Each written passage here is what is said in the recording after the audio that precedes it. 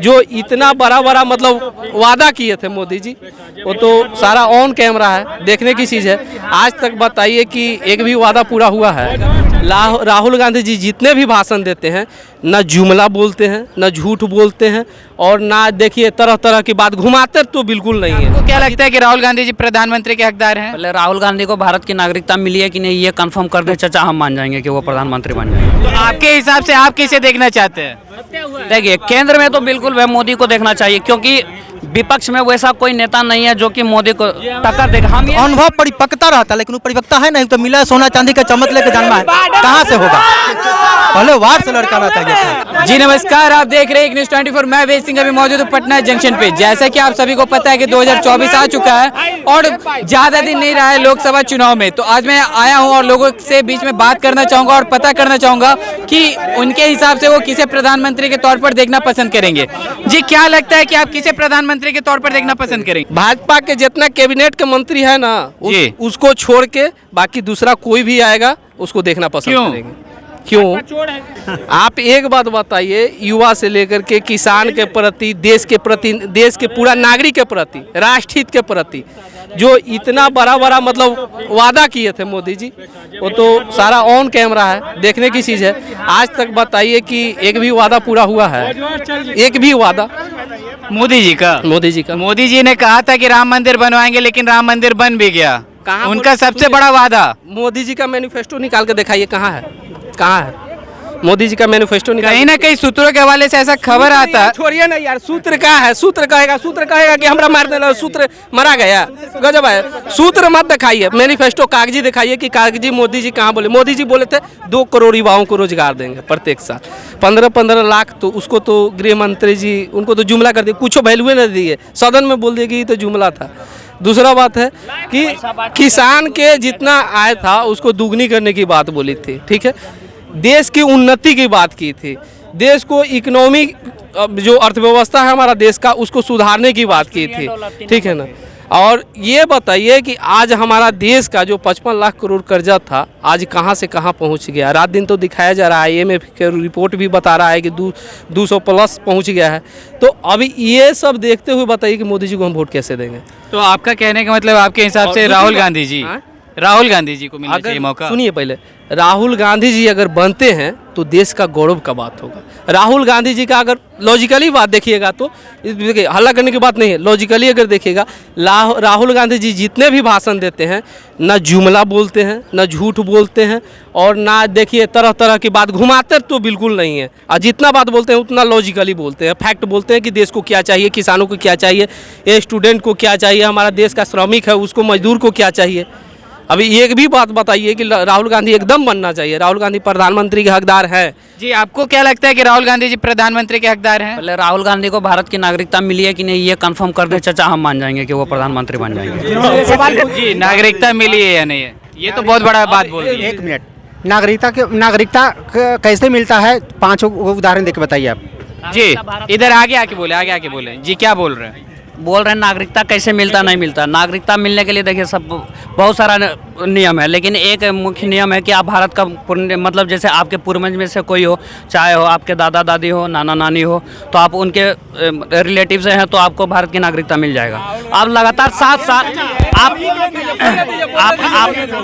आप लगातार 7 साल से देश में रह रहे हैं तो आपको नागरिकता मिल जाएगी। तो और भी बहुत सारा तरीका है, और सब देश, अरे एक एक करके और सब देश की नागरिकता लेने का अलग अलग नियम है। सही बात है। और जैसे बोले अर्थव्यवस्था की बात कर रहे थे, तो आपके हिसाब से आप किसे देखना चाहते हैं? देखिए, केंद्र में तो बिल्कुल वह मोदी को देखना चाहिए, क्योंकि विपक्ष में वैसा कोई नेता नहीं है जो कि मोदी को टक्कर देगा। हम ये नहीं बोल रहे हैं कि मोदी ही सर्वश्रेष्ठ है। जी, विपक्ष का नेता गिनवा देते हैं। पहला राहुल गांधी, दूसरा मायावती बहन जी, तीसरा अखिलेश यादव, चौथा नीतीश कुमार, ठीक ना। 5वां आपको बता देते हैं जी, नीतीश कुमार तो खुद एनडीए में है। नीतीश कुमार तो खुद एनडीए में है। एनडीए में इधर न गए हैं, एनडीए में बुलाया गया है। कारण था कि अगर यहाँ रहेंगे तो जो नहीं ईवीएम वाला जो खेला होता है ना, वो नीतीश कुमार कहीं ना कहीं जानते हैं, ठीक ना, इसीलिए उनको पहले बुला लिया। ये तो डायरेक्ट ईवीएम पे ही मतलब उंगली उठा रहे हैं। छत्तीसगढ़ में अभी चुनाव जीती है कांग्रेस, तो वहाँ ईवीएम में नहीं हैक हुआ क्या, पूछिएगा इनसे। और बात करते हैं ना, इकोनॉमी हमारा कहाँ गया, इकोनॉमी कहाँ गया? अभी 5 ट्रिलियन। जी जी, आप आगे आके बोले जी, आपके हिसाब से आप किसे प्रधानमंत्री के तौर पे देखना पसंद करेंगे? ठीक से नरेंद्र मोदी बन रहे हैं। क्यों? कुछ नहीं काम किया इसलिए बन रहे हैं। कुछ काम नहीं किए? नहीं किया लेकिन वो बन रहे हैं। लेकिन जी राहुल गांधी जी क्यों नहीं? राहुल गांधी जी पहले वार्ड से उनको चुनाव लड़के आना चाहिए था। वार्ड से चुनाव नहीं, डायरेक्ट एमपी का चुनाव लड़े। जी सांसद है सांसद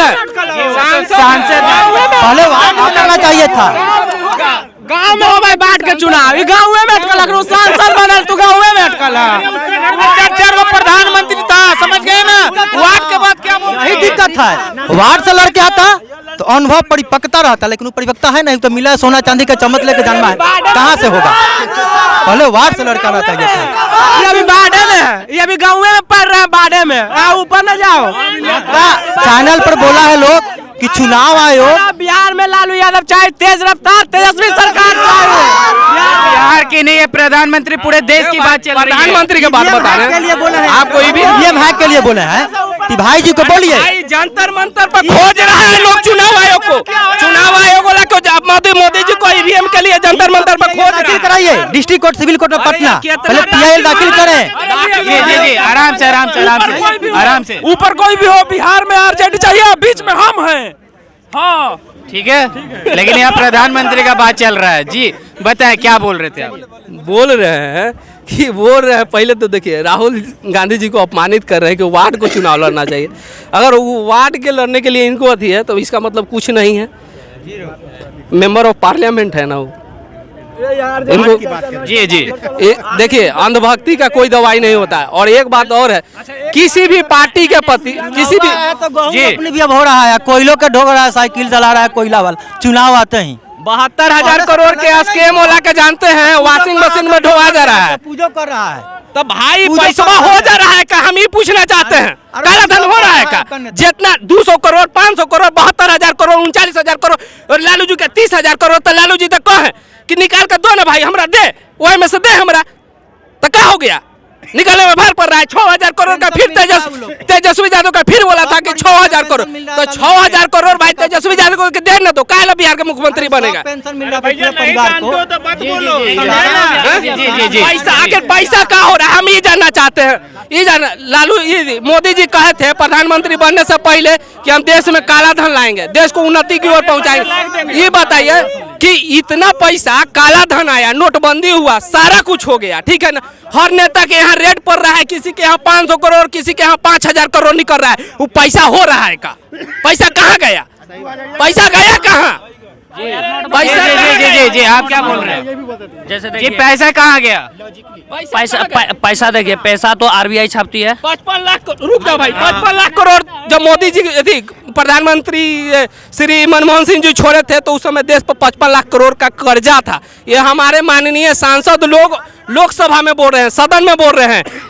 IMF की रिपोर्ट है कि 205 लाख करोड़ कर्जा हो चुका है। पैसा गया कहाँ? जब इतना रेट पड़ रहा है, इतना तो पैसा भर जाना चाहिए था भाई, पैसा गया कहाँ? जी आपके हिसाब से जी जैसे बोले, सही बोले कि पैसा कहाँ गया। पैसा तो एक बार जो आरबीआई छापती है, पैसा प्रिंट हो गया। अब वो पैसा किसी एक जगह से जैसे सर्कुलेट होते रहता, पैसा चेन में चलते रहता, लेकिन एक जगह आता गया जमा होते चला गया। तो पैसा तो वही है ना, जितना आरबीआई छापी थी वही पैसा था, किसी एक जगह जाके कलेक्ट हो गया। और जैसे भैया बोले हैं, मतलब देखिए सही बोले, हम इनका सम्मान करते हैं, लेकिन एक बात बोले ना कि बोले थे 15 लाख सबके अकाउंट में जाएंगे। सुनिए, हमको जानकारी चाहिए कि पैसा जा रहा है कहाँ जा रहा है। और दूसरी बात, पहले इनको कंपेयर कर लें। हम आपके बीच में नहीं बोले। आप बोलिए। और जैसे कि बोले थे 15 लाख रुपया, हम तो वो बोल दिए कि पैसा कहाँ गया। जी इधर है जी बोल लीजिए, आप पहले बोल लीजिए। एक मिनट। बिहार में भी बुलेट ट्रेन मिल गया है। पटना है, यहाँ इधर से बक्सर होते हुए इधर से जाएगी, गया होते हुए मिल गया है बिहार को भी बुलेट ट्रेन। और जैसे बोल रहे थे ना कि मतलब वो पैसा कहाँ गया, हम बोले जैसे कि 1 से लेकर 100 तक का नंबरिंग में हम पैसा छाप दिए, तो जैसे उसमें से 10 गो का 1 से 10 तक का नंबरिंग किसी एक के पास कलेक्ट हो गया। अगर वो छापा मरा के निकलता तो पैसा तो 1 से 100 नंबर तक ही कलेक्ट था। वही पैसा ना जाता है आरबीआई के पास। और जैसे बोले ये थे भैया कि मतलब सबको 15-15 लाख रुपया देंगे, ये मोदी जी वादा किए थे कि सुनिए, अरे भैया पूरा बात सुनिए, जैसे सुनिए ना पूरा। और जैसे कि 15 लाख किसी भी देश की अर्थव्यवस्था को सुधारने के लिए पैसे से हम नहीं, नोट छाप के किसी की अर्थव्यवस्था नहीं सुधार सकते। वेनेजुएला ने यही गलती किया था, नोट छाप दिया, अभी वहाँ एक कप चाय पीने जाइएगा तो आपको 2 लाख रुपया लगेगा, इतना पैसा का वैल्यू गिर गया। विदेश की बात कर रहे हैं ना, 1 मिनट हम एग्जाम्पल दे रहे हैं कि नोट छाप के गरीबी दूर नहीं किया जा सकता। और एक बात हम आपसे पूछते हैं भैया, जैसे कि बोल रहे हैं कि कर्ज इतना हो गया, ठीक है सही बात बोले हैं, अगर आपके पास है 10 रुपया, हम 50 रुपया आपको दिए, 50 रुपया से आप 100 रुपया कर ले रहे हैं, तो 50 रुपया आपको लेने में क्या हर्ज है? इस बात का हमको जवाब दे दीजिए। एक बात और बोल रहे थे कि विकास क्या हुआ है, IMF के पास पाकिस्तान $3 मिलियन के लिए भीख मांग रहा था, और अकेले हम किसी से और देखिए कंपैरिजन वाली बात नहीं है, जैसे कि हम बोल रहे हैं ना कि क्या हुआ, तो अकेले जम्मू कश्मीर को इस बार का जो बजट पेश हुआ है 1 फरवरी को, उसमें $14 मिलियन अकेले मिला है उसको, जम्मू कश्मीर को विकास के लिए। तो ये मतलब विकास नहीं है क्या है? आप बोल रहे थे कि अर्थव्यवस्था हमारा कहाँ है, $5 मिलियन के साथ हमारा $5 ट्रिलियन के साथ हमारी अर्थव्यवस्था 3 नंबर पे, तो कैसे कहें हमारा हो गया आपका जी। इन्होंने जो बोले जी, बताइए हमरा, ये जितना बोले अगर ये लॉजिकली बात किए हैं तो मोदी जी सबसे बड़का झूठ बोले, पूरा देश को मूर्ख बनाए 2014 के कैसे अभी जितना बोले हैं मोदी जी वही बतवा बोलते थे कि रुपया गिर कैसे रहा है, अगर रुपया गिर रहा है तो हमारा प्रधानमंत्री का स्तर गिर रहा है, हमारा देश गिर रहा है।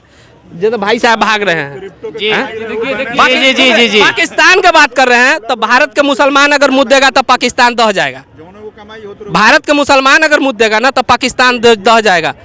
किसी भी मुसलमान चाहे किसी भी धर्म, यहाँ की किसी भी जाति में ऐसा नहीं है कि रोज सीधे लेके चल जाइए पाकिस्तान पर। पाकिस्तान कोची है, पाकिस्तान को के बारी हम लोग धूल चटाए हैं जी, कांग्रेस के समय, कांग्रेस के सरकार में के बारी धूल चटाया गया है। अभी चाइना का कुछ समय स्टेटमेंट रहा जो लद्दाख वाला घटना घटा था, उस समय हमारा देश के प्रधानमंत्री जो थे उनका स्टेटमेंट कुछ और आता है, रक्षा मंत्री का कुछ और आता है, गृह मंत्रालय का कुछ और आता है। ये लोग तो अपने में कन्फ्यूजन है कि ढूका है नहीं ढूका है। हर बात में पाकिस्तान और हिंदू मुसलमान मत कीजिए, हमारा देश को उन्नति दिखाइए कि देश आप जो जिस बात पे आए थे, वोट मांगे थे 2014 के पहले, उस बात को पूरा कीजिए ना। हमको नाना प्रकार से मतलब नहीं। अभी यहाँ जितने बहुत से भाई हैं ना, उनका 1-2 चड्डी अगर घर पे होगा तो फटल होगा, ऐसा स्थिति हो है देश का हमारा। सही बात है, ऐसा स्थिति हो है हमारा। जैसा कि अभी आपने सुना, लोगों का कहना है कि 2024 में लोकसभा चुनाव के तौर पर, लेकिन अभी भी ये बात क्लियर नहीं हो पा रहा है कि असल में कौन हमारे सामने प्रधानमंत्री के तौर पर सामने आएंगे। किसी का कहना है कि राहुल गांधी जी को इस बार मौका मिलना चाहिए क्योंकि भारत में और जल्दी से तेजी से विकास हो सके, और दूसरी तरफ कहा जा रहा है कि प्रधानमंत्री नरेंद्र मोदी जी रहेंगे तो एक बार और उनको फिर से मौका देना चाहिए कि शायद और भी अच्छे काम हो सके। तो और भी ऐसे तमाम खबरें देखने के लिए आप देखते रहे एक न्यूज़ 24। मैं वेसिंग सहयोगी करण के साथ, पटना।